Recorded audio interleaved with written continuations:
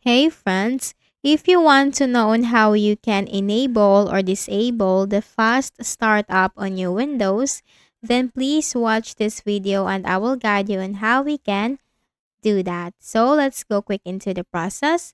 Now in the Windows search bar, type here, choose a power plan that will appear under the best match. Then go ahead and click that.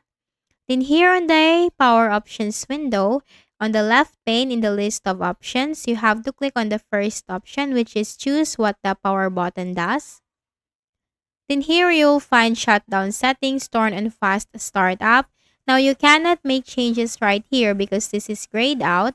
So what you'll have to do is you have to click on this change settings that are currently unavailable. Then you will have this turn on fast start up. This helps start your PC faster after shutdown. Now, if you want to enable fast start up, then simply keep this box checked. Again, if you want to enable fast start up, then check this box turn on fast start up. However, if you want to disable this, then just simply uncheck this box, and what you'll have to do is you just have to click on save changes and then simply close this window.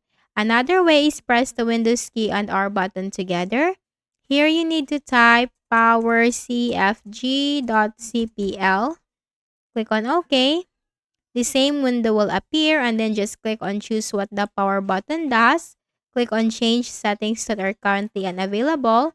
And if you want to turn on fast startup or enable it, simply check this. And if you want to disable, then just simply uncheck this and click on save changes and close this window.